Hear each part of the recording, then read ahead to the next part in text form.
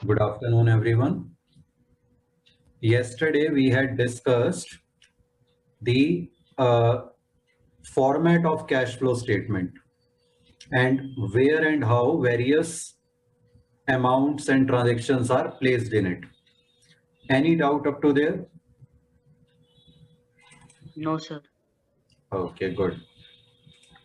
So now we will discuss treatment of some specific items in cash flow statement.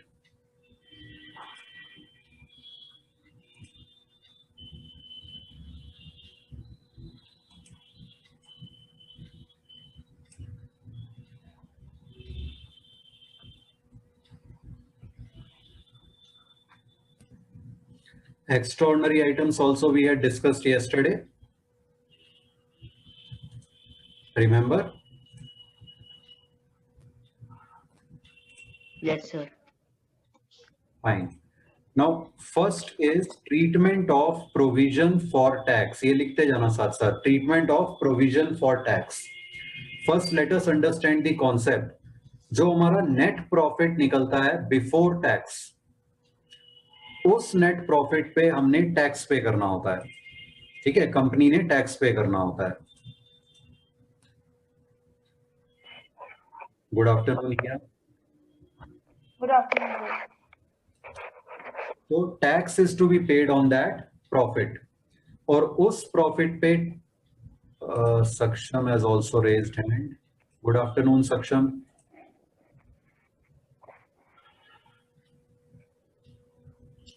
सक्षम, good afternoon.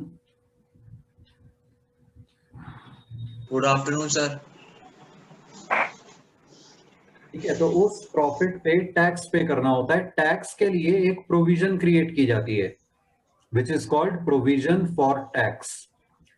This happens on 31st March. ठीक है, and generally after a few days the tax amount is finalized and it is paid. So there is generally some time gap in providing for tax and paying the tax. तो जब provide किया जाता है tax तो profit loss में से अपना amount निकाल दिया जाता है टैक्स के लिए, प्रोविजन के लिए. ठीक है, the entry is statement of profit and loss debit to provision for tax. Is it clear? Yes sir. Tax is paid after a few days. The first entry is the tax paid to bank account, and then tax paid is written off through provision for tax account, right? So for that entry is provision for tax account debit to tax paid account. इन दोनों को अगर हम combine करें तो combine entry can be at the time of payment of tax, provision for tax account debit to bank account. Is this clear? Yes sir. Yes. Yes, sir. So 31st March 2020 को जो tax provide किया जाएगा वो generally 2020-21 वाले year में pay होगा. So what we do is, हमें अगर बैलेंस शीट दी हुई है और उसमें प्रोविजन फॉर टैक्स का करंट ईयर और प्रीवियस ईयर दोनों के अमाउंट दिए हुए हैं, आइदर इन बैलेंस शीट और अदरवाइज, तो करंट ईयर वाले अमाउंट को हम क्या करेंगे, सरप्लस के डिफरेंस में ऐड बैक कर देंगे. जो कल हमने डिस्कस किया था उसमें लिखा था ना plus provision for tax, dividend, interest और डिविडेंड, इंटरिम डिविडेंड और रिजर्व के बाद. Yes sir. ठीक है, Yes, तो sir. वहां पर ऐड Yes, sir. वाले अमाउंट को करंट ईयर वाले को, क्योंकि इसका मतलब वो अमाउंट हमने करंट ईयर के प्रॉफिट में से लेस किया है तो वापस ऐड बैक कर देंगे. और प्रीवियस ईयर का जो अमाउंट होगा वो इसका मतलब करंट ईयर में पे हुआ होगा. सो प्रीवियस ईयर वाला जो अमाउंट होगा इसका, उसे हम शो करेंगे as income tax paid. So add current year amount to difference in surplus and show previous year amount as income tax paid. ठीक है, from your background I am muting you.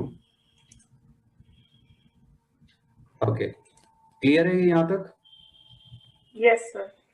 Yes, अगर sir. हमें provision for tax की और कोई information नहीं दी हुई तो, if some other information is also given, yes Saksham. नहीं सर, अब नहीं आएगी सर बैकग्राउंड वॉइस। Okay.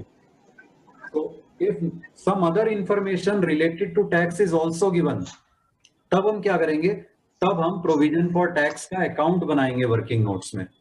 ठीक है, हमें क्वेश्चन में टैक्स पेड नहीं दिया होगा या प्रोविजन फॉर टैक्स नहीं दिया होगा, उन दोनों में से कोई एक मिसिंग फिगर होगी, वो हम निकाल लेंगे ये अकाउंट बना के। कैसे?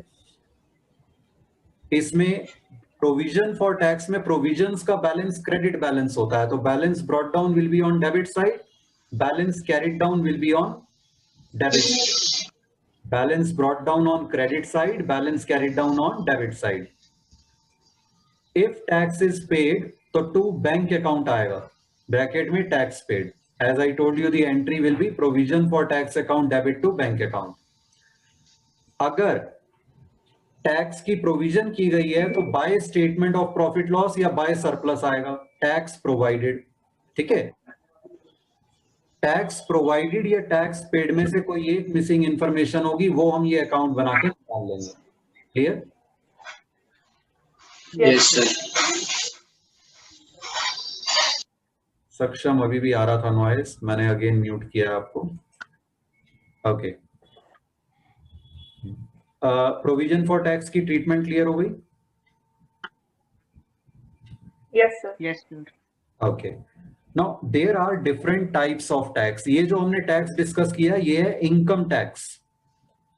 Income tax net of refund is an operating outflow.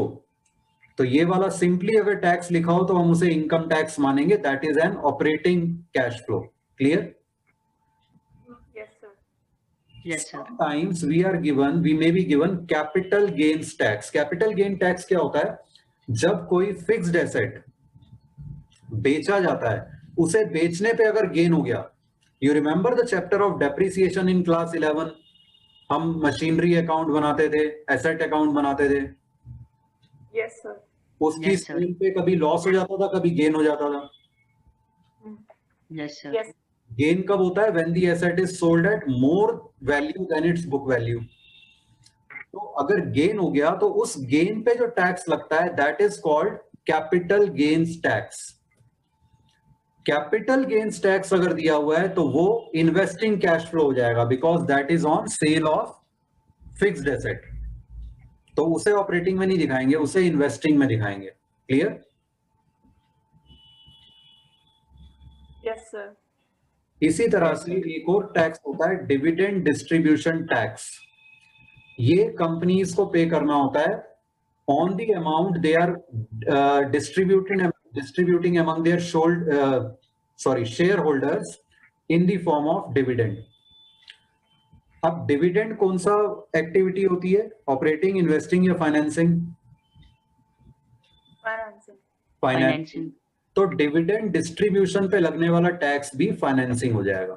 तो अगर क्वेश्चन में डिविडेंड डिस्ट्रीब्यूशन टैक्स दिया हो तो उसे शो करना है financing out. Clear? Yes, sir.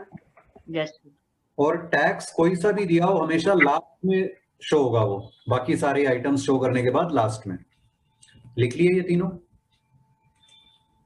Sir सभी टैक्स का प्रोविजन बनाना है? नहीं, टैक्स का प्रोविजन सबका नहीं बनाना। प्रोविजन तभी बनाना है अगर आपको टैक्स की और कोई इंफॉर्मेशन भी दे रखी है ओपनिंग क्लोजिंग बैलेंस के अलावा, और वो हम मेंशन कर रहे हैं, सिंपल इनकम टैक्स की बात कर रहे हैं। लेकिन उसके अलावा अगर क्वेश्चन में कैपिटल गेन्स टैक्स दिया हुआ है तो वो इन्वेस्टिंग में आएगा, ऑपरेटिंग में नहीं। डिविडेंड डिस्ट्रीब्यूशन टैक्स दिया हुआ है तो वो फाइनेंसिंग में आएगा। ठीक है, लिख लिया यहां तक? Yes, sir. ओके, next is treatment of goodwill. Goodwill का अमाउंट अगर इंक्रीज हो रहा है प्रीवियस ईयर से करंट ईयर में, what does that mean? Purchase of goodwill. Yes, we must have purchased goodwill. कोई बिजनेस टेक ओवर किया होगा, उसका गुडविल परचेज किया होगा, तो ये किस टाइप का कैश फ्लो हुआ? Investing activity. Yes, very good, investing outflow हो जाएगा वो। ठीक है, लेकिन अगर गुडविल का अमाउंट प्रीवियस ईयर से करंट ईयर में it is reducing, then what does it mean? Amortization of goodwill. Very good. That means goodwill written off or amortization of goodwill, as you said. उसको क्या करेंगे? It is a non cash adjustment. Profit loss के through हमने right of किया होगा, ठीक है, और कोई कैश तो जाता नहीं है डेप्रिसिएशन राइट ऑफ करने में या गुडविल राइट ऑफ करने में, so it is a non cash expense we can say. तो उसे हम ऑपरेटिंग एक्टिविटीज में नॉन कैश एडजस्टमेंट्स के अंडर एड बैक कर देंगे। क्लियर? Yes, sir. लिख लो ये भी।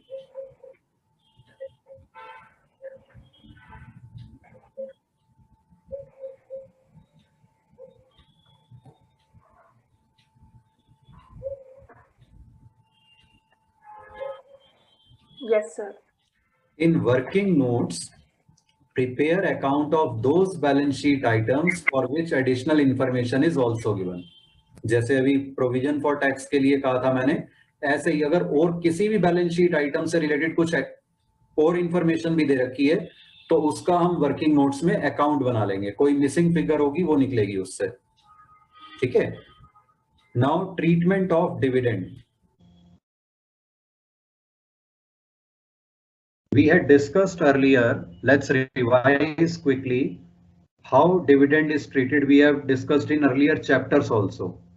Whatever dividend is proposed by the board of directors in the month of March, let us say March ending 2021 में जो उन्होंने board of directors ने company के dividend propose किया, at that time it is shown in the balance sheet on the date of 31st March 2021. It will be shown under which category?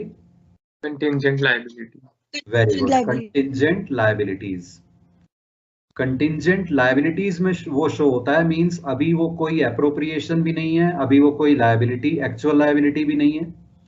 Then what happens after a few days, when the next financial year begins, after a few days, annual general meeting होती है जब share holders की, in that annual general meeting that proposal of dividend is kept in front of the shareholders who attend that meeting, and their voting or opinion is sought on that whether this dividend should be declared and given or not.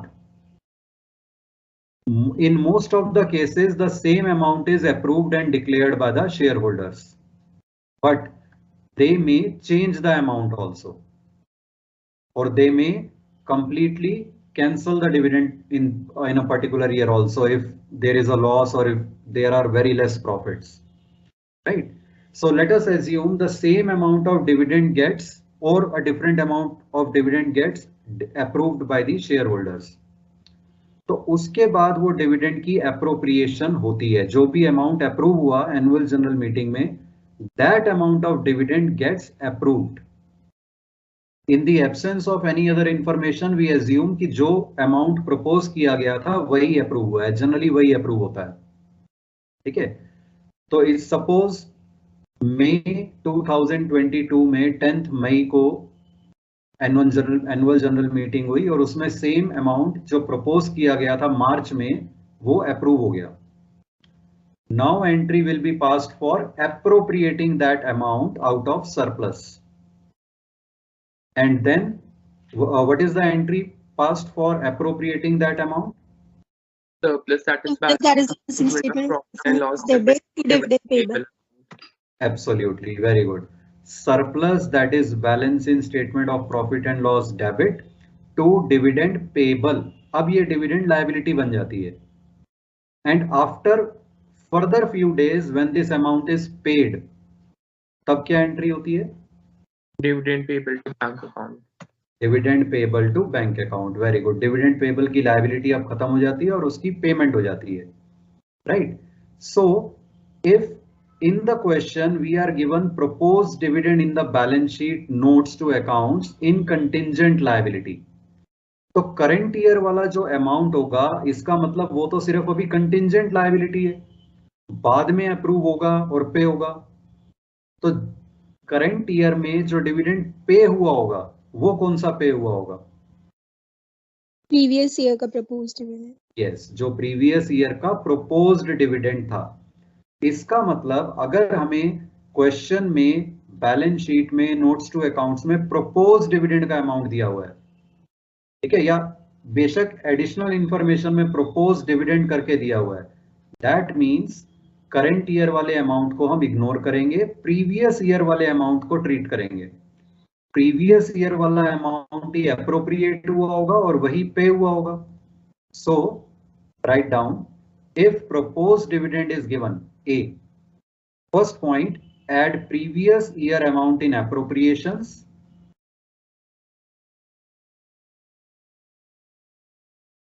and second, show previous year amount as financing outflow also.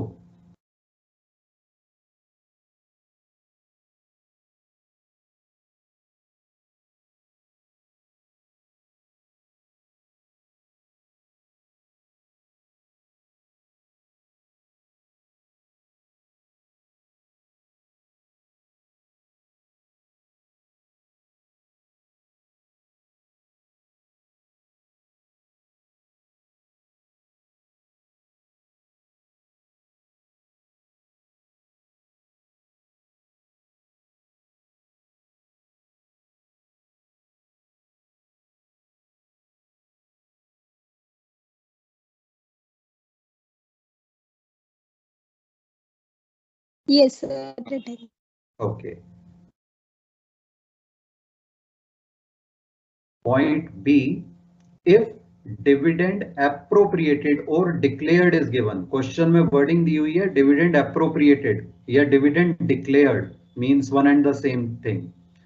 तो current year में जो dividend appropriate हुआ है या declare हुआ है वो current year वाला ही पे हुआ होगा, isn't it? Yes, sir. जो अमाउंट करंट ईयर में अप्रोप्रिएट हुआ था या डिक्लेयर हुआ था वही पे हुआ होगा।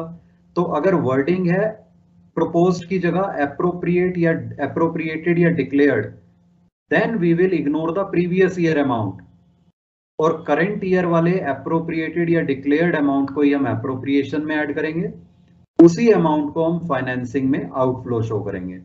सो add current year amount in appropriations and also add or show current year amount as financing outflow.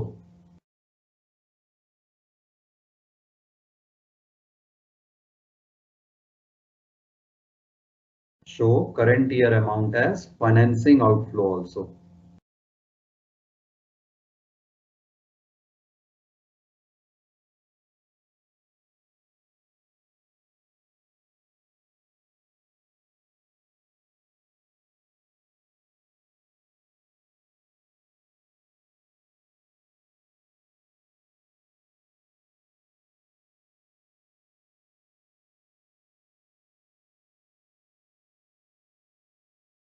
Sir, written.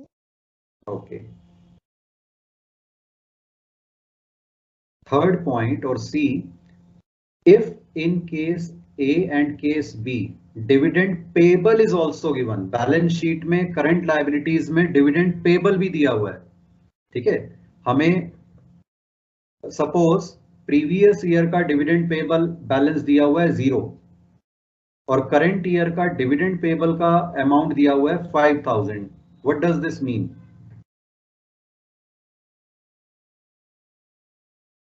We have not paid It has 5,000. increased. मतलब पिछले साल कुछ भी डिविडेंड पेबल नहीं था, मतलब जितना डिविडेंड पिछले साल पे करना था वो पूरा पे हो गया था, लेकिन करंट ईयर में जो डिविडेंड पे होना था उसमें से 5000 रुपीज पे नहीं हुए, अभी आउटस्टैंडिंग है। तो इसका मतलब फाइनेंसिंग में जो हम आउटफ्लो दिखाएंगे डिविडेंड की पेमेंट का, उसमें हम ये 5000 रुपीज हमें लेस कर देने चाहिए, क्योंकि ये एक्चुअली पे हुआ ही नहीं है, isn't it? Yes, sir. So write down first point, if dividend payable amount is increasing, reduce the difference from dividend paid in financing outflow. Previous year का हमने एग्जांपल लिया 0, करंट ईयर का 5000 डिविडेंड पेबल, तो increase हो रहा है 5000 से। और सपोज हमें डिविडेंड डिक्लेयर्ड दे रखा था 25,000, तो 25,000 में से इसका मतलब 5,000 तो अभी पे नहीं हुए, तो लेस करके हम एप्रोप्रिएशन में तो पूरा 25,000 दिखाएंगे डिविडेंड, लेकिन फाइनेंसिंग आउटफ्लो में 25,000 माइनस 5,000 करके पेमेंट दिखाएंगे कितने डिविडेंड की, 20,000 की।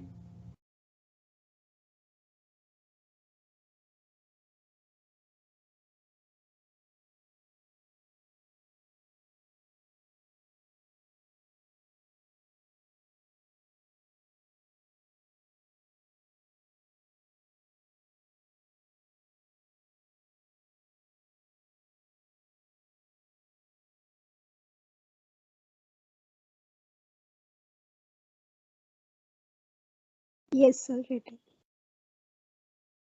अब इसका ऑपोजिट एग्जांपल लेते हैं। Suppose previous year dividend payable was 5,000, current year dividend payable is 0 और डिविडेंड अप्रोप्रिएटेड या डिक्लेयर्ड हमें दिया हुआ है 25,000।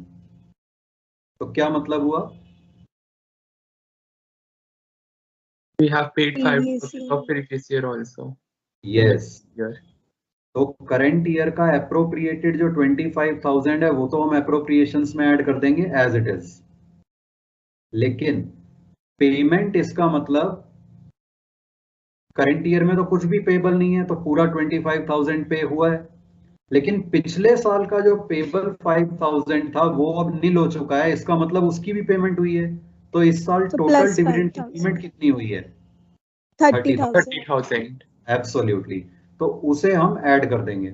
So if dividend payable is decreasing, add the difference to dividend paid in financing outflow.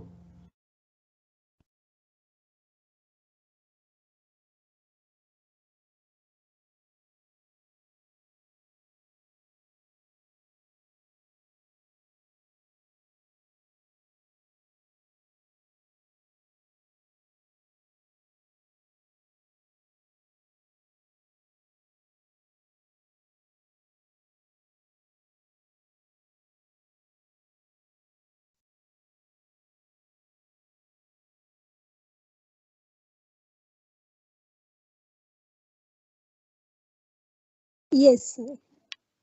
यहां तक clear? Yes, sir. Now case D, if dividend paid is given, question में wording है dividend paid, तो जितना भी अमाउंट पे हुआ है डिविडेंड का उसी को हम एप्रोप्रिएशन में भी ऐड कर देंगे और उसी को हम फाइनेंसिंग आउटफ्लो भी दिखा देंगे। So first point, add current year amount in appropriations and also show current year amount paid as financing outflow.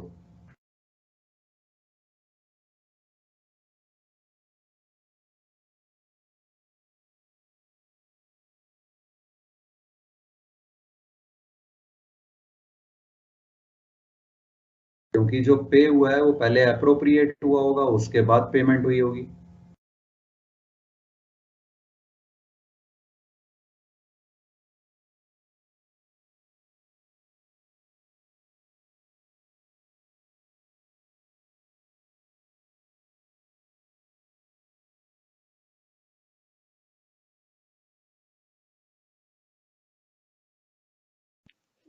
Sir, written. Okay. Now E, case E, if in case D, मतलब dividend paid के साथ साथ हमें dividend payable भी दिया हुआ है। ठीक है, सपोज अगेन डिविडेंड पेड हमें दिया हुआ है 25,000। ठीक है, in the absence of any other information हम 25,000 को अप्रोप्रिएशन में भी ऐड कर देंगे और फाइनेंसिंग आउटफ्लो में भी डिविडेंड पेड दिखा देंगे। बट अगर हमें करंट लायबिलिटीज में दिया हुआ है डिविडेंड पेबल, ठीक है, previous year balance was 0, current year balance is 5,000, मतलब पिछले साल डिविडेंड पेबल 0 था, इस साल डिविडेंड पेबल 5000 है। तो फाइनेंसिंग में तो डिविडेंड पेड वही रहेगा, क्योंकि पेड वर्ड दिया हुआ है, मतलब हमें तो वही दिखाना है जो पेमेंट एक्चुअली हुई है कैश बेसिस पे। तो फाइनेंसिंग आउटफ्लो में तो वही आएगा। लेकिन इसका मतलब क्या हुआ, अगर पिछले साल डिविडेंड पेबल नील था और करंट ईयर में डिविडेंड पेबल 5000 है, We have So paid total must 5,000 have less been than what 30,000. paid. इसका मतलब हमने जो, देखो 25,000 का तो पे हुआ है, ये हमें दे रखा है डिविडेंड पेड, और 5,000 अभी पेबल है। इसका मतलब अप्रोप्रिएट कितना हुआ होगा करंट ईयर में टोटल? 30,000. 30,000. 30,000, जिसमें से 5,000 पेबल है और 25,000 पे हो गया है। तो इसका मतलब अप्रोप्रिएशन के अमाउंट में हमें ये वाला अमाउंट अब ऐड कर देना चाहिए। So right, first point, if dividend payable is increasing, add the difference to dividend appropriated in appropriations.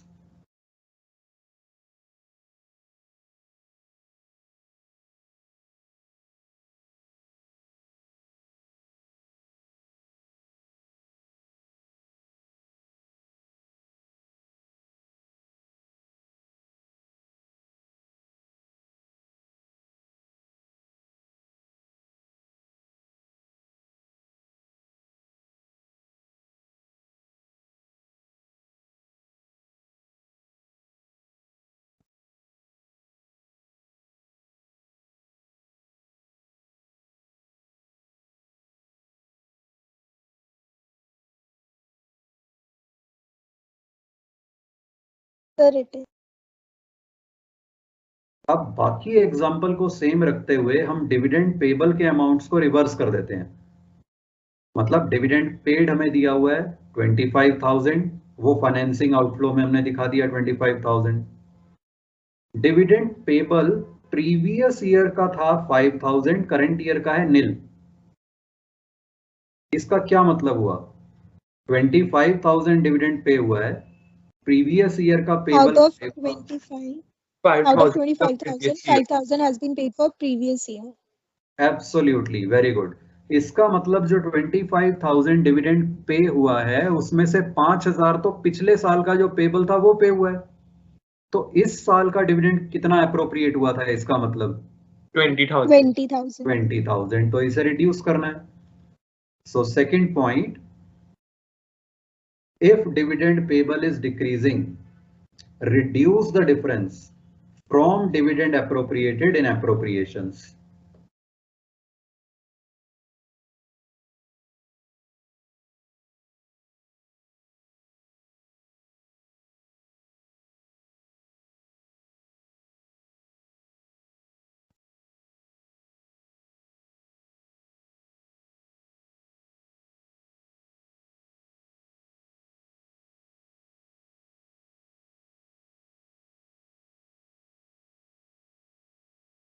Sir, it is. Okay, clear है ये ट्रीटमेंट सारी? Yes, sir. Yes, sir. Now let us understand it better with the help of illustration. Question लिख लो, what amount of dividend should be added in appropriations and what amount of dividend should be shown as financing outflow in following cases, और ये table बना लो।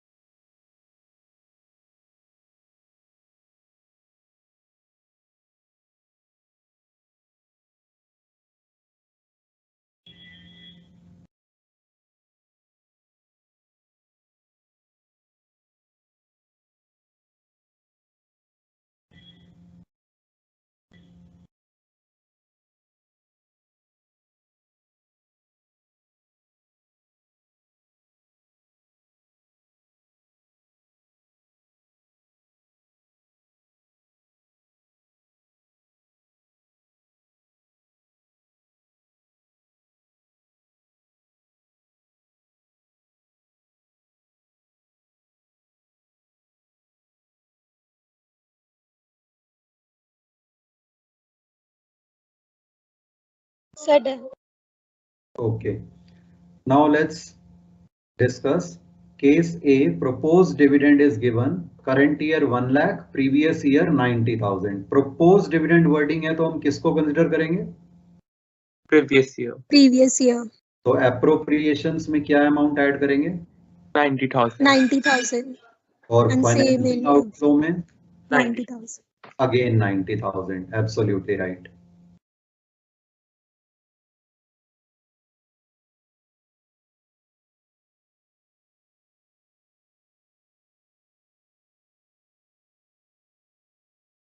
B.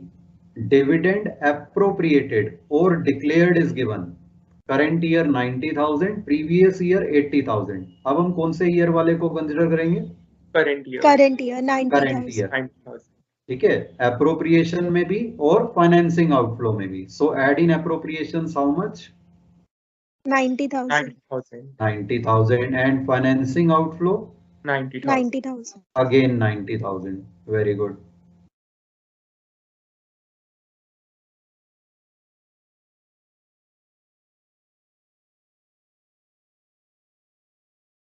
C. Dividend declared as in case B. Current year वाला consider करना है हमने 90,000 and dividend payable current year 20,000, previous year was nil. तो appropriation में कौन सा अमाउंट आएगा? 90,000. 90,000. फाइनेंसिंग आउटफ्लो में 70,000. 70,000. 70,000. क्यों? क्योंकि जो करंट ईयर का 90,000 एप्रोप्रिएटेड है उसमें से 20,000 तो अभी पेबल है, पे हुआ नहीं, तो उसे लेस कर देंगे. सो 90,000 minus 20,000 equals 70,000.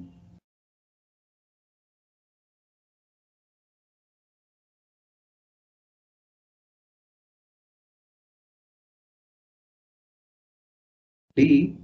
Dividend declared as in case B and dividend payable. Current year 20,000, previous year was 15,000. 90,000 in appropriations and in financing outflow 85,000. 85,000. Yes, appropriation में तो वही रहेगा 90,000. फाइनेंसिंग में इसका मतलब हम एज्यूम करेंगे पिछले साल वाला पे हो गया, इस साल वाला पेबल है, तो 90,000 एप्रोप्रिएट हुआ. 90,000 में 15,000 और पे हुआ, मतलब 1,05,000. लेकिन 20,000 करंट ईयर वाला पे नहीं हुआ तो वो वापस लेस कर दो 85,000. या डायरेक्टली जैसे हमने नोट्स में लिखा डिफरेंस, क्योंकि बढ़ रहा है डिविडेंड पेबल तो डिफरेंस का अमाउंट लेस कर दो. सो 90,000 minus 5,000 is equal to 85,000 will be shown in financing outflow.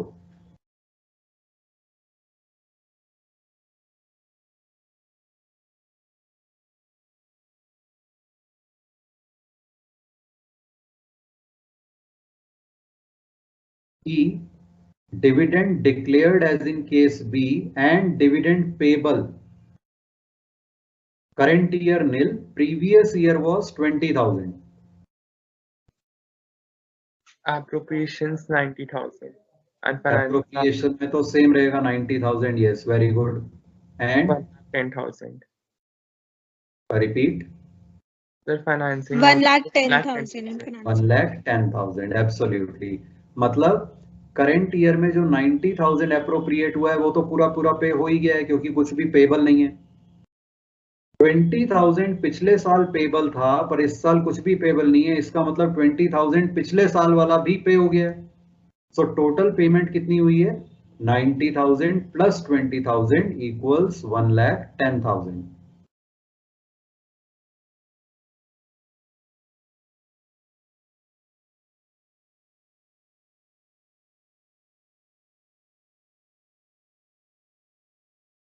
F.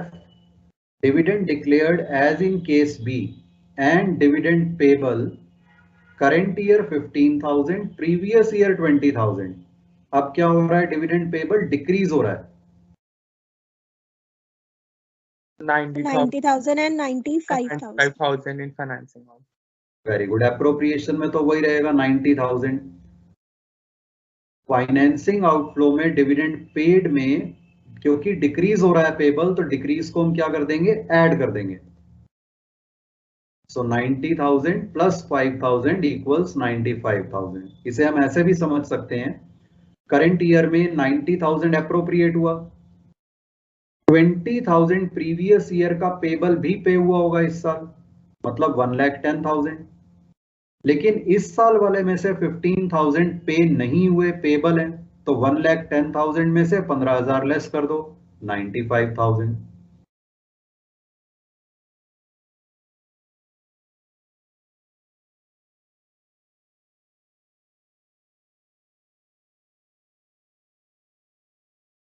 Now case ji, dividend paid, wording है dividend paid, current year 90,000, previous year 80,000। So current year 90,000 in both the columns. Current year वाला ही consider करेंगे दोनों में। Appropriations में 90,000 add हो जाएगा, financing में 90,000 outflow show कर देंगे, लेस कर देंगे।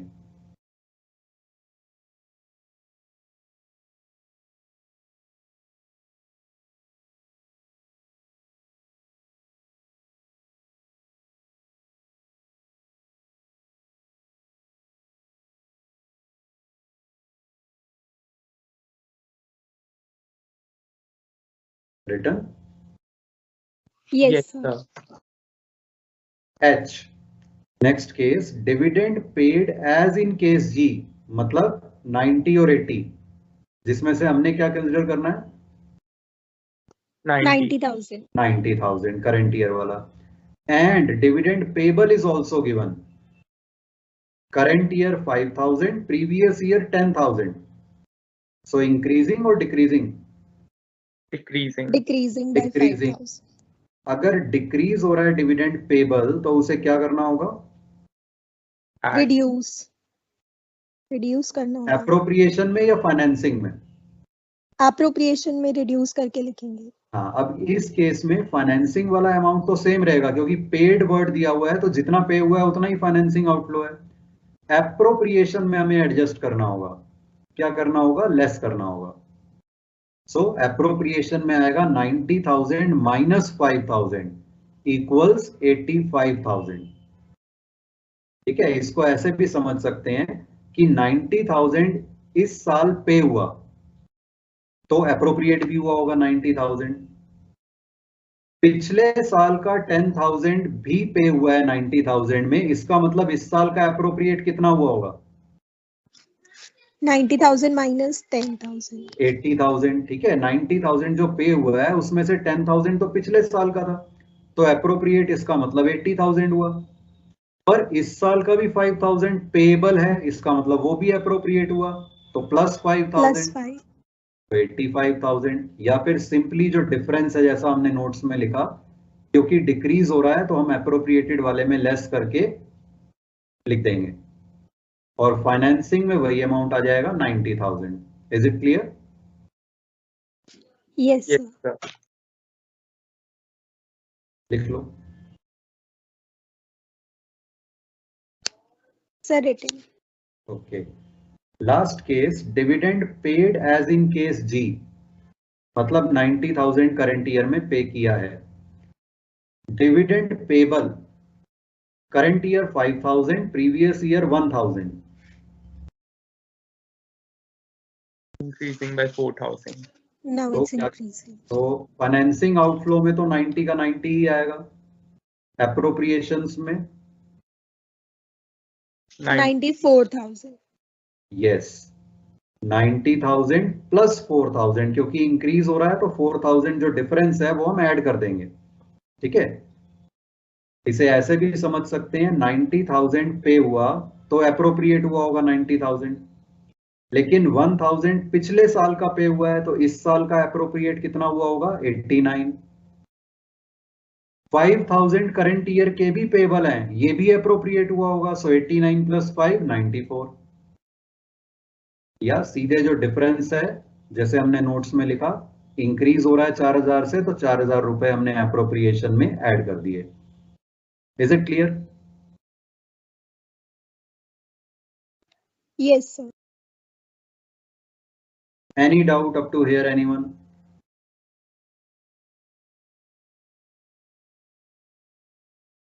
क्वेश्चन लिख रखा होगा इलस्ट्रेशन 4 का और ये फॉर्मेट्स बना रखे होंगे. Yes, sir. ठीक है.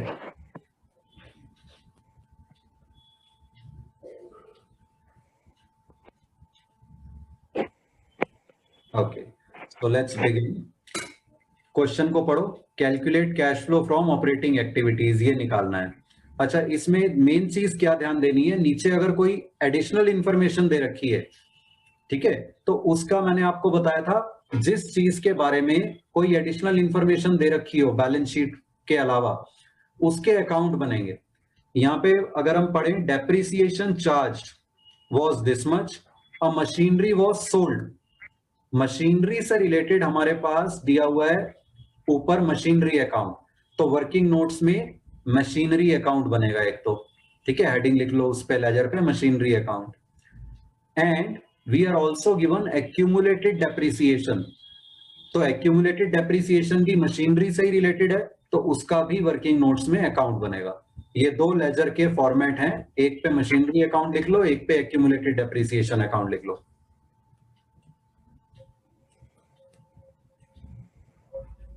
Yes, sir. Now let us begin. What is the first information given? Surplus.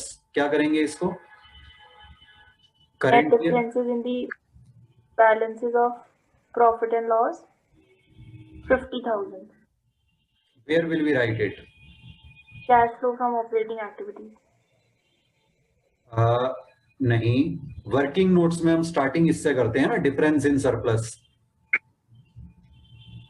तो वर्किंग नोट्स लिखो, उसमें लिखो difference in surplus that is balance in statement of profit and loss. Previous year 3 lakh था, current year में 3,50,000 है, सो 50,000. Years का ध्यान रखना है, प्रीवियस ईयर और करंट ईयर, ठीक है, कि इंक्रीज हो रहा है या डिक्रीज. ईयर्स कई बार जानबूझ के क्वेश्चन में कभी करंट ईयर पहले दिया हो सकता है, कभी प्रीवियस ईयर पहले दिया हो सकता है. जनरली करंट ईयर पहले दिया होता है, because that is the format of balance sheet. तो इसको देख के ये नहीं सोचना कि 350 से 3 हो रहा है, ध्यान से देखो तो 3 प्रीवियस ईयर का था, 3 से 350 हो रहा है. फिर दिया हुआ है एक्यूमुलेटेड डेप्रिसिएशन, इसका तो हम अकाउंट बना रहे हैं, तो अकाउंट में आ जाएगा balance brought down carried down. Accumulated depreciation में brought down will come on which side? Debit side. Accumulated depreciation account credit balance होता है, ठीक है, ब्रॉट डाउन क्रेडिट साइड पे आएगा. By balance brought down 56,000 and to balance carried down debit side पर 50,000 लिख लो. Sir, but depreciation तो expense होता है, वो debit side नहीं आता. डेप्रिसिएशन अकाउंट नहीं है ये एक्यूमुलेटेड डेप्रिसिएशन है, जो प्रोविजन फॉर डेप्रिसिएशन भी जिसे कहते हैं. अच्छा, ठीक है सर. याद करो डेप्रिसिएशन वाला चैप्टर 11th का. Yes, sir. हाँ, ओके. उसके बाद हमें दे रखा है गुडविल, 60 से 52 हो गया, मतलब Amortize हो गया. एमोर्टाइज Written हो off. गया. तो ये कैश, इसमें कैश फ्लो स्टेटमेंट में दिखाएंगे कहां पर? Add कर देंगे. Non operating non cash adjustments में. Goodwill written off 8,000. Yes, sir. इसके ऊपर की भी ये लिख रखी है ना, cash flow from operating activities, फिर ये सेकंड और थर्ड लाइन. Yes, sir. ठीक है. Next we are given machinery. Account बना रहे हैं, तो उसमें Account. balance brought down, very good. और ब्रॉट फिर- डाउन किस side? debit side. Yes. To balance brought down 5 lakh और क्रेडिट में सेकंड लास्ट लाइन में by balance carried down 6 lakh. Balance carried down हमेशा सेकंड लास्ट लाइन में लिखा करो अकाउंट की, ताकि लास्ट लाइन में सिर्फ Yep. टोटल की जगह रहे. Then we are given general reserve, 20 से 28 हो गया, मींस ज्यादा हो गया, तो differences in surplus में add कर देंगे. Very good. इसका मतलब 8,000 रुपीज हमने और रिजर्व ट्रांसफर किए हैं इस साल। So transfer to general reserve working notes में 8,000 ऐड कर दो इसमें, ठीक है।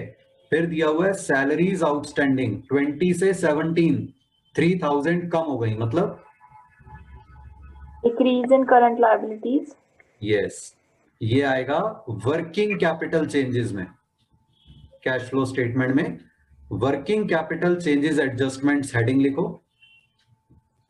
मिडल में स्टेटमेंट के, और उसके अंडर लिखो decrease in salary outstanding 3,000 bracket में। जो भी आउटफ्लो होंगे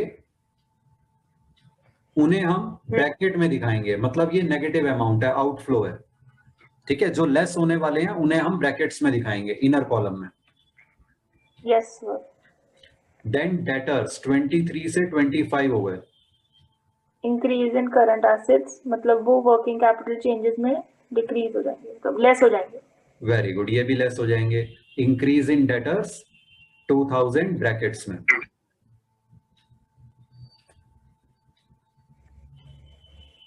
Yes, sir. देन 10% डिबेंचर्स, इसका अमाउंट तो 4 लाख का 4 लाख ही है, तो कुछ भी नहीं करना या कुछ करना है। Interest on long-term borrowing. Yes, very good.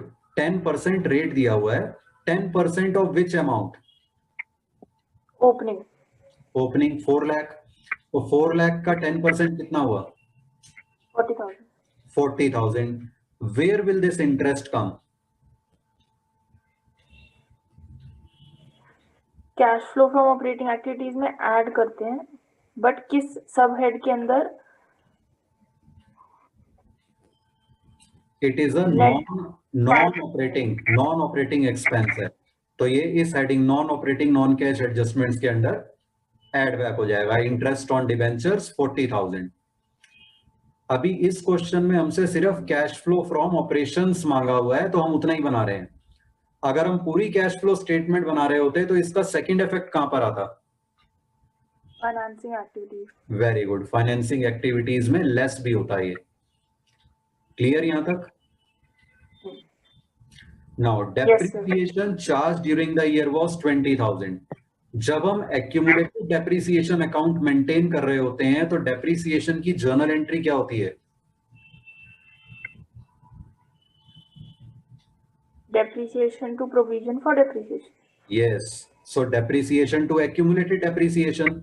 अगर एक्यूमुलेटेड डेप्रिसिएशन नहीं होता तब तो मशीनरी डेप्रिसिएशन टू मशीनरी होता, लेकिन जब एक्यूमुलेटेड डेप्रिसिएशन अकाउंट होता है तब डेप्रिसिएशन उस अकाउंट के थ्रू चार्ज होती है। So depreciation to accumulated depreciation. अब इसकी पोस्टिंग एक्यूमुलेटेड डेप्रिसिएशन में कैसे आएगी? Credit side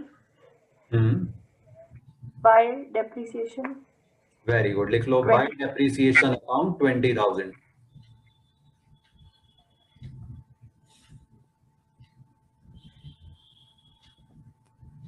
Yes, sir. इसका सेकंड इफेक्ट कहां पर आएगा? Machinery account. नहीं, depreciation is a non cash expense. Non-operating and non-cash adjustments में Yes. add कर देंगे. डेप्रिसिएशन 20,000 उसमें भी लिख लो।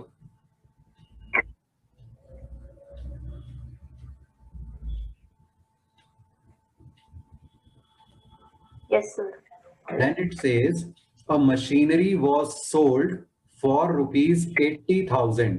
इसकी जर्नल एंट्री क्या होगी? 80,000 की मशीनरी सेल हुई। Bank account debit to machinery account 80,000. Very good, so machinery account में इसकी पोस्टिंग कैसे आएगी? Credit side by bank account 80,000. Very good, machinery में by bank account 80,000 credit side पे।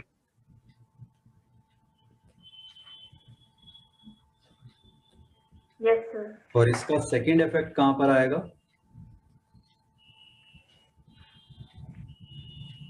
सर वो इन्वेस्टिंग एक्टिविटीज में आता। यस, वो इन्वेस्टिंग में आता अगर हम वो भी शो बना रहे होते तो, अभी नहीं आएगा। Eight a loss of ₹6,000, loss on sale of machinery कहां पर आएगा?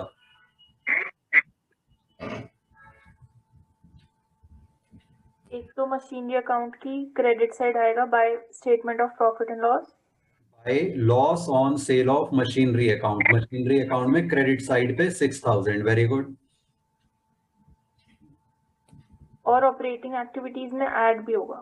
Yes, because it is a non-operating loss. So loss on sale of machinery यहां पर भी आएगा 6,000.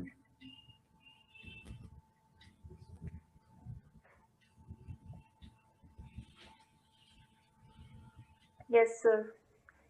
फिर दिया हुआ है 50,000 compensation claim paid to a customer. ये क्या हुआ? Extraordinary Excellent. ये हुई extraordinary एक पेमेंट, ठीक है। तो इसको क्या करेंगे इसका हम? एक्स्ट्राऑर्डिनरी एक्सपेंस है तो लेस कर देंगे। कहां पर? Working notes. वर्किंग नोट्स में एड बैक होगा, ठीक है। पहले ये लिख लो, net profit before tax 58,000 total इन दोनों का। उसमें ये 50,000 compensation claim paid to customer add होगा, क्योंकि प्रॉफिट में से लेस हुआ है। अभी हमें ऑर्डिनरी प्रॉफिट निकालना है पहले। और ऑपरेटिंग एक्टिविटीज में, हाँ, ऑपरेटिंग एक्टिविटीज में लास्ट में जाके लेस होगा, तो सेकंड लास्ट लाइन में लिख लो, compensation claim paid to a customer minus 50,000, amount column में सीधा।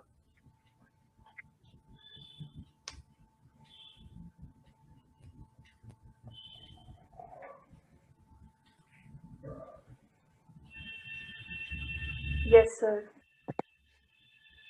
Then all the information we have placed, first of all we will close the accounts. जब एसेट और एक्यूमुलेटेड डेप्रिसिएशन दोनों अकाउंट बने हो तो पहले एक्यूमुलेटेड डेप्रिसिएशन को क्लोज करते हैं। इसमें देखो क्या आ रही है बैलेंसिंग फिगर? 26,000। क्या अमाउंट होगा ये? 20 brought down carried down already है, डेप्रिसिएशन जो चार्ज हुई वो भी ऑलरेडी है, तो ये किस चीज का अमाउंट होगा? Written off. This will be the amount of accumulated depreciation on the machinery which has been sold. अब फिर से थोड़ा 11th का याद करो, जब कोई एसेट सेल होता है या मशीन सेल होती है, सेल वाली डेट पर उस पर जितनी भी accumulated depreciation हो, we transfer that amount from accumulated depreciation account to that asset account. उसकी एंट्री होती है accumulated depreciation account debit to asset account. आया याद? Yes, sir. तो ये होगा टू मशीनरी अकाउंट 26,000। और मशीनरी में क्या पोस्टिंग आएगी इसकी?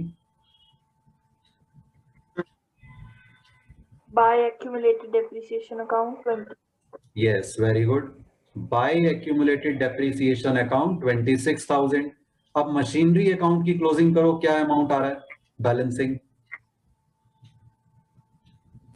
टोटल तो 7,12,000 आ रहा है क्रेडिट का। 2,12,000. ये किस चीज का अमाउंट होगा? ब्रॉट डाउन कैरिड डाउन हमारे पास ऑलरेडी है, जो मशीन सेल हुई वो भी है, तो ये क्या होगा? Purchase of new machinery. Yes, this must be purchased. So to bank account 2,12,000। और इसका सेकंड इफेक्ट कहां पर जाएगा? इन्वेस्टिंग एक्टिविटी में आता, लेस कर देते। इन्वेस्टिंग एक्टिविटी में लेस कर देते अगर वो भी हम बना रहे होते तो कंप्लीट हो गया ये क्वेश्चन या कुछ रहता है अभी?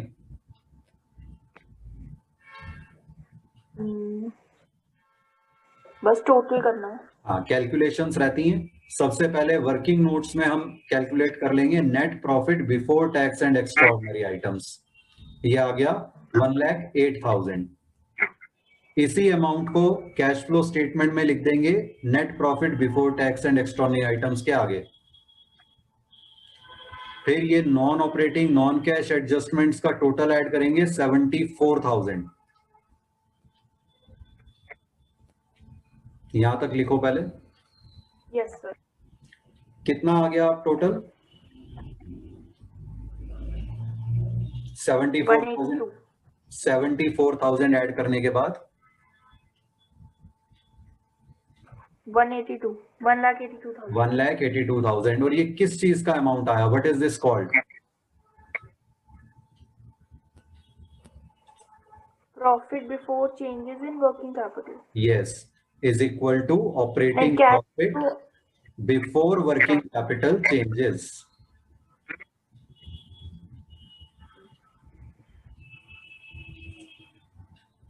फिर इसमें से वर्किंग कैपिटल चेंजेस एडजस्टमेंट वाले ये दोनों अमाउंट 5,000 टोटल है इनका, ये लेस कर देंगे तो हमारे पास आ जाएगा cash flow before extraordinary items, ये आ गया 1,77,000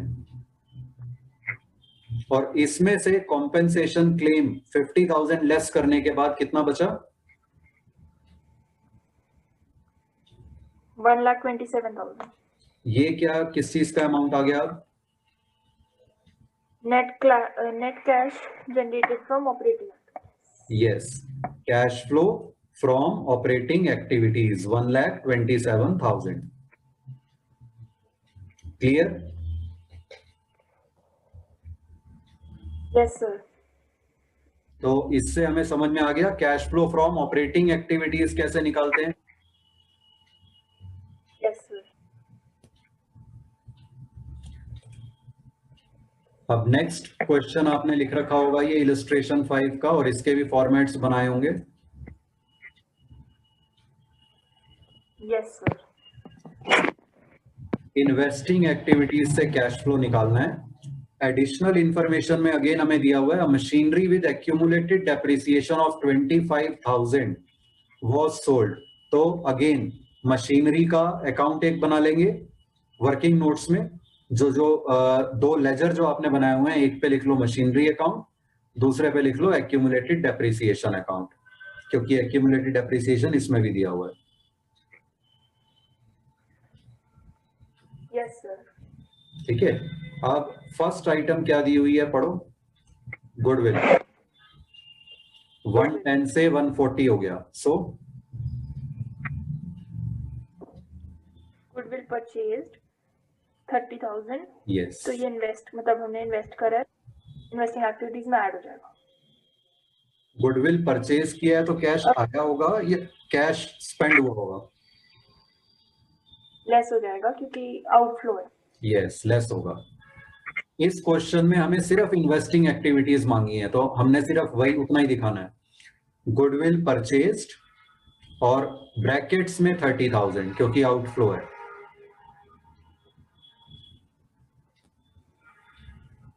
यस सर. उसके बाद नेक्स्ट क्या दिया हुआ है?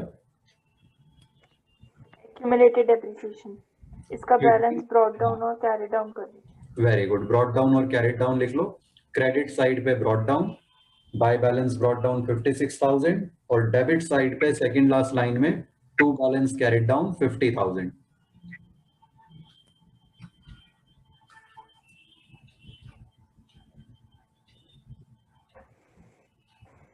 Yes sir. Then next is patents. 60 से 52 हो गए. सेल कर दिए होंगे. सेल कर दिए होंगे या फिर अमोर्टाइज्ड होंगे, है ना. दो पॉसिबिलिटी हो सकती है, या तो सेल किए होंगे या गुडविल की तरह अमोर्टाइज्ड होंगे. तो अगर कुछ इंफॉर्मेशन नहीं दी हो तो बाय डिफॉल्ट हम इसे एज्यूम करते हैं अमोर्टाइज्ड. ठीक है. ये वर्किंग नोट्स में लिख लो. Patents assume to be written off should be shown in non cash adjustment in operating activities. और ऑपरेटिंग एक्टिविटीज अभी हम दिखा नहीं रहे तो हमें इसे कहीं पर ट्रीट नहीं करना. जब भी इस तरह की कोई एजम्पशन हम लेते हैं किसी चीज पे तो वो हमेशा मेंशन कर देना चाहिए नोट्स में.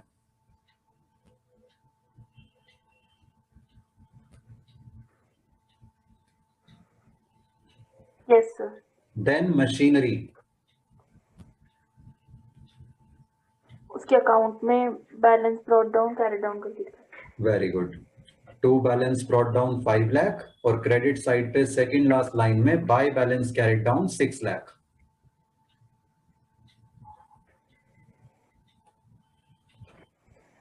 Yes sir. Then building 50 lakh की 50 लाख ही है, कुछ करना है इसका? No sir. No, very good. Furniture 20,000 से 17,000 हो गया। डेप्रिसिएशन। डेप्रिसिएशन हो सकती है या सेल हो सकती है। चलो इस केस में हम एज्यूम करेंगे सेल। फिक्स्ड एसेट्स के केस में हम, टेंजिबल फिक्स्ड एसेट के केस में लेट अस एज्यूम सेल। तो फर्नीचर सोल्ड 3,000 पॉजिटिव आएगा क्योंकि सेल किया है तो कैश इनफ्लो होगा। Yes sir. 10% इन्वेस्टमेंट्स 4 लाख की 4 लाख है, यस सर। लेकिन 10% क्या होगा? इंटरेस्ट। इंटरेस्ट। इन्वेस्टमेंट पे इंटरेस्ट मिला होगा या पे किया होगा? इनफ्लो ऐड कर देंगे। कितना? 40,000। लेकिन नेक्स्ट आइटम पढ़ो क्या दी हुई है। Accrued interest on investment. उस 40 में से 15 तो मिला नहीं है, सो 25। यस, तो हम लिखेंगे इंटरेस्ट ऑन इन्वेस्टमेंट्स ब्रैकेट में 40,000 माइनस 15,000 और 25,000 3,000 के नीचे लिखेंगे। अगर हम ऑपरेटिंग एक्टिविटीज भी बना रहे होते हैं तो इस एक्रूड इंटरेस्ट का और कहीं भी इफेक्ट आता?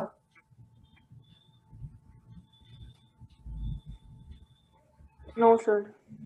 It is a current asset. अच्छा हाँ। इंक्रीज हो रहा है तो वर्किंग कैपिटल चेंजेस में लेस हो जाता है ये। ओके, अब एडिशनल इंफॉर्मेशन पढ़ते हैं। Machinery with accumulated depreciation of 25,000। अब इसमें देखो जितनी एक्यूमुलेटेड डेप्रिसिएशन उस मशीन पे थी जो सेल हो रही है वो दिया हुआ है हमें। जो पिछले क्वेश्चन में बैलेंसिंग फिगर निकली थी वो इसमें पहले से दे रखी है। ठीक है, तो ये कहां पर आएगा? एक्यूमुलेटेड डेप्रिसिएशन की डेबिट साइड। Very good. तो एक्यूमुलेटेड डेप्रिसिएशन अकाउंट में डेबिट साइड पर लिखेंगे टू मशीनरी अकाउंट 25,000 और मशीनरी अकाउंट की credit side bye accumulated depreciation account. Very good. Machinery account में क्रेडिट साइड पे बाय एक्यूमुलेटेड डेप्रिसिएशन अकाउंट 25,000। इससे हमें एक चीज पता चल गई कि जब भी हम एक्यूमुलेटेड डेप्रिसिएशन अकाउंट बनाएंगे, क्रेडिट साइड पे अगर मिसिंग इंफॉर्मेशन निकल रही है तो वो क्या होगी? वो थी जो पिछले क्वेश्चन में दी हुई थी, डेप्रिसिएशन। Yes sir. और अगर डेबिट साइड पे कोई मिसिंग फिगर आएगी that means that is the accumulated depreciation on the asset which has been sold. Yes sir. ठीक है, अच्छा, सोल्ड फॉर 80,000। इस 80,000 को कैसे शो करेंगे? Machinery account credit side by bank account 80,000। Very good. By bank account 80,000 machinery में and investing activities में sale of machinery add. Excellent. Sale of machinery या machinery sold 80,000। Yes sir. At a loss of 6,000। Machinery account credit side by loss on sale of machinery. Very good, लिख लो। By loss on sale of machinery account 6,000। और इसका second effect? Operating activity में होता। Yes, operating में होता अगर वो बना रहे होते। ओके, सारी इंफॉर्मेशन हमने प्लेस कर दी। अब क्लोजिंग। सबसे पहले किसे क्लोज करेंगे? Accumulated depreciation. Very good. क्या बैलेंसिंग फिगर आ रही है?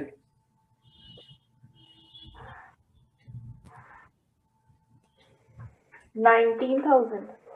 And what will be that? What will that be?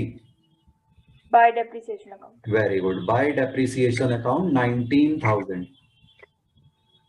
और इसका सेकंड इफेक्ट कहां पर जाएगा डेप्रिसिएशन का? वो होता अगर ऑपरेटिंग में। Very good. ऑपरेटिंग बना रहे होते तो उसमें नॉन कैश एडजस्टमेंट्स में ऐड हो जाता। Now closing of machinery account. इसमें देखो क्या बैलेंसिंग फिगर आ रही है? टोटल है 7,11,000, तो डिफरेंस आया 2,11,000. To bank account means machinery purchased, purchase. Investing में यस, एसेट के अकाउंट में डेबिट साइड पे अगर बैलेंसिंग फिगर आती है तो वो होती है परचेज की, टू बैंक अकाउंट. तो मशीनरी परचेज्ड लिख लो इसमें कैश फ्लो स्टेटमेंट में, ब्रैकेट में 2,11,000, और इन सब का नेट अमाउंट आ गया नेगेटिव 1,33,000. तो उसे हम लिखेंगे cash used in investing activities. Yes sir, clear? Yes sir, any doubt up to here? No sir. तो इन्वेस्टिंग भी क्लियर हो गया. अब आगे बढ़ते हैं फाइनेंसिंग पे. क्वेश्चन लिखा हुआ है, ये फॉर्मेट्स बनाए हुए हैं.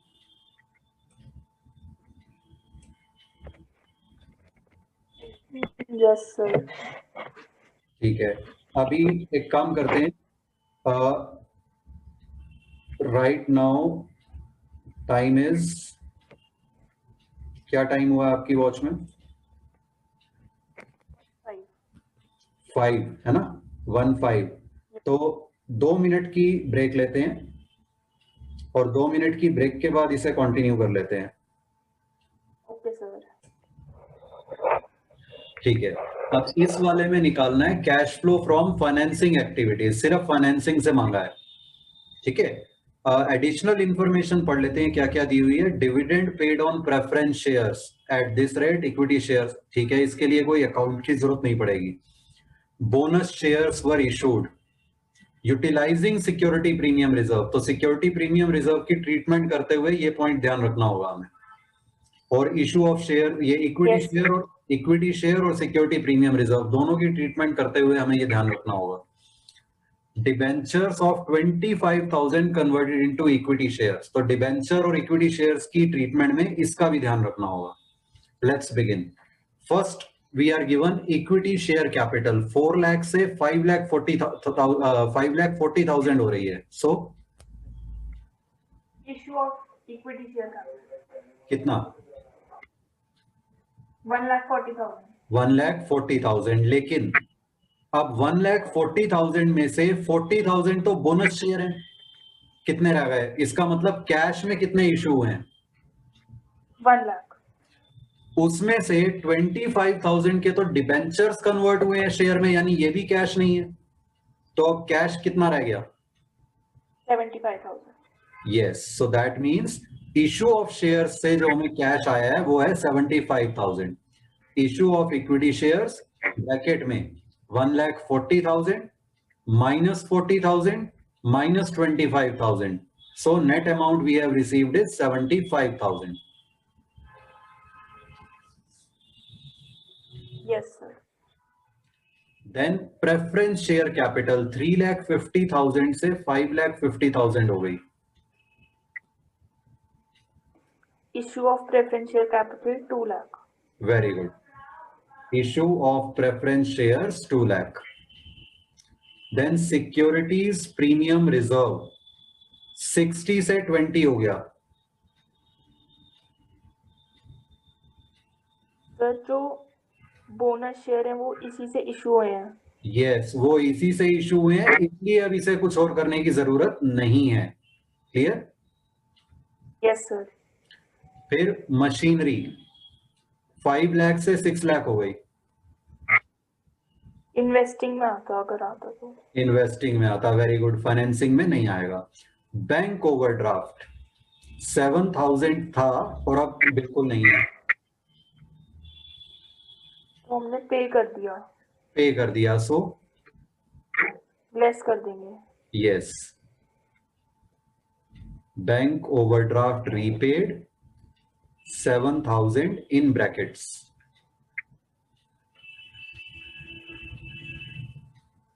Yes sir.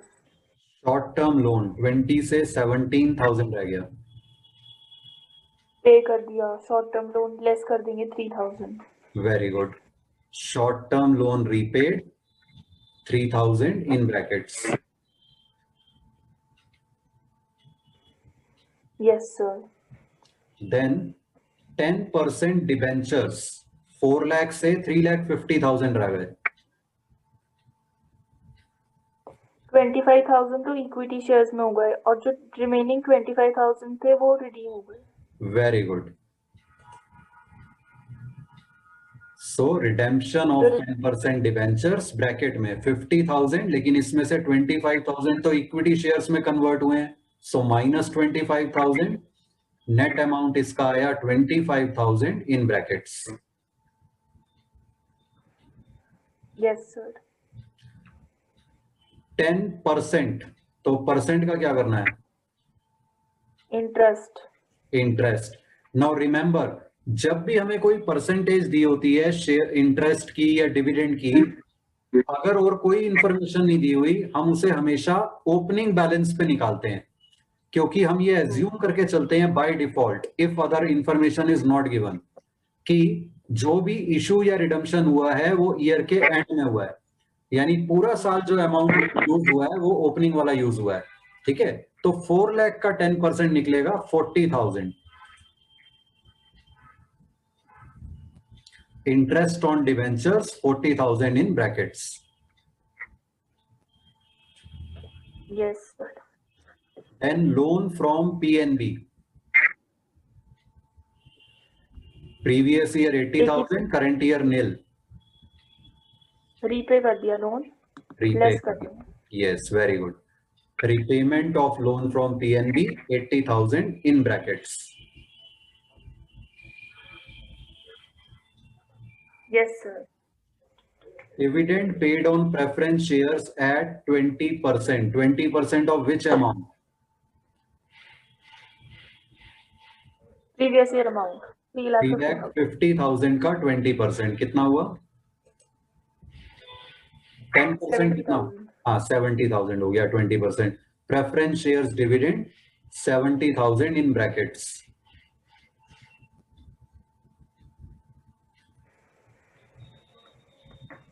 Yes sir. Equity shares पे 25% ऑफ विच अमाउंट?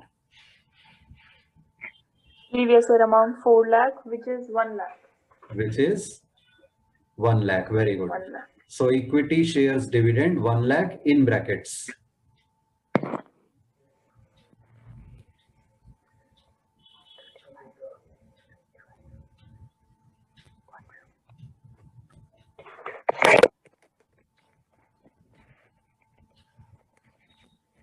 Yes लिख दिया. sir.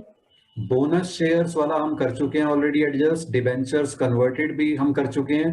तो सिंपली कैलकुलेशन, ये कैलकुलेट कर लो. इसमें क्या करना चाहिए, जितने भी अमाउंट्स पॉजिटिव हैं उन्हें अलग से ऐड कर लो, नेगेटिव वालों को अलग से ऐड कर लो, फिर डिफरेंस निकाल लो. 50,000 माइनस में 50,000 आ रहा है नेगेटिव, मींस कैश यूज्ड इन फाइनेंसिंग एक्टिविटीज.